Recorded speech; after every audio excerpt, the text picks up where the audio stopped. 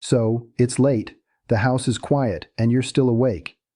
If you're here watching this, I'm guessing you've been staring at the ceiling, just wondering why sleep won't come. Let's see if we can change that, tonight, together. You know that feeling, right? That really specific kind of lonely feeling you get in the middle of the night? Your mind is just racing, going over the day, worrying about tomorrow, and it feels like the rest of the world has just found peace. You're exhausted, but your brain just refuses to switch off. You might think it's some super complicated problem, but the real reason is actually surprisingly simple.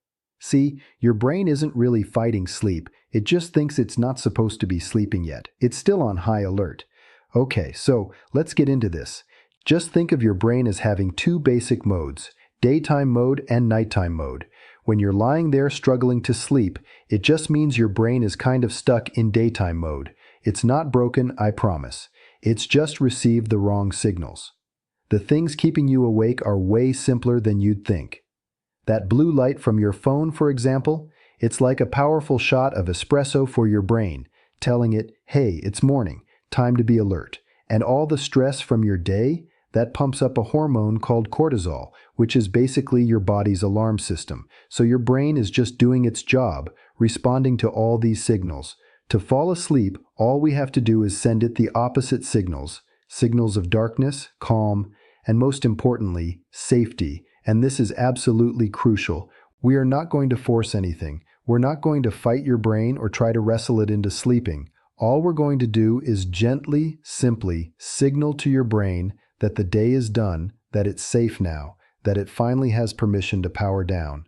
And we're going to do this using three really effective science-backed methods. The first path is all about the physical. We're going to go through your body, piece by piece, and systematically release all that tension you're holding on to. So let's just try this right now. Go ahead and close your eyes. Start with your face. Unclench your jaw.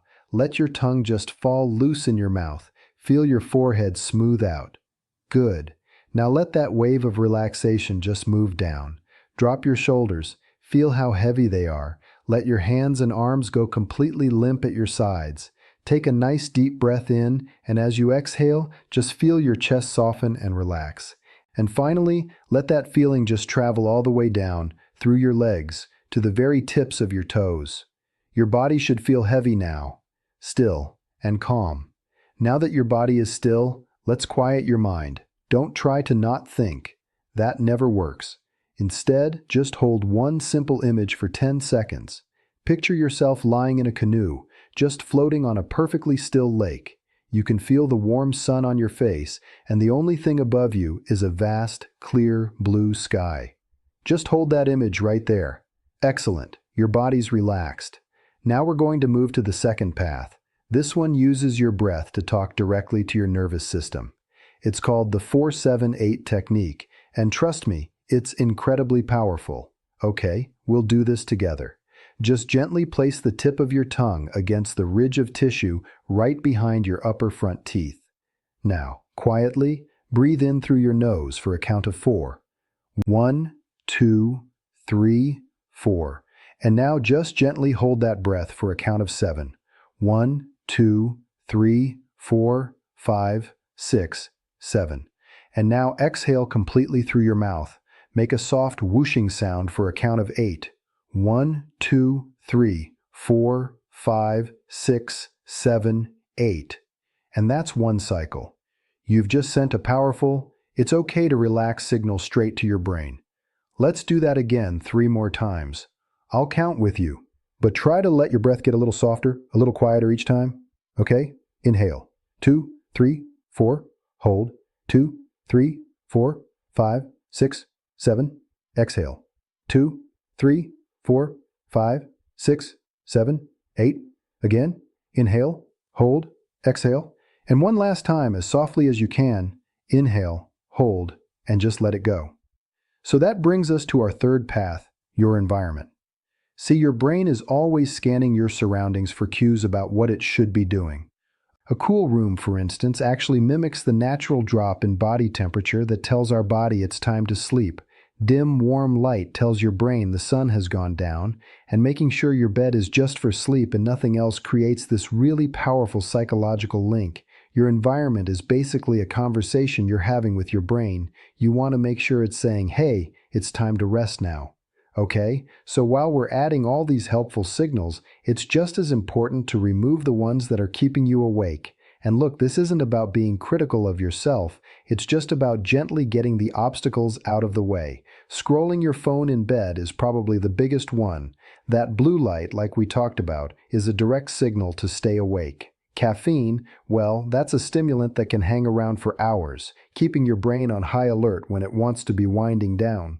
But maybe the worst one is just tossing and turning with frustration. That feeling of, I have to get to sleep, that actually spikes your stress hormones, which ironically makes sleep even harder to find. And if you remember one thing tonight, let it be this: you cannot force yourself to sleep. It's not something you can achieve through effort. It's something you have to allow to happen. It really is a process of just letting go, of surrender. So how do we make this idea of surrender a regular habit? Well, we do it by combining all these little techniques into a simple, repeatable ritual that tells your whole system that the day is officially over. Now, the very first night you try this, it might feel a little weird or mechanical, and that's totally okay. Just follow the steps. By the third night, you'll find that the physical relaxation, the breathing, it'll start to feel more natural. And by the end of just 1 week, something really cool starts to happen. Your body and brain will actually begin to anticipate the ritual. The second you start relaxing your face, your body will know, oh, okay, this is what we do before sleep.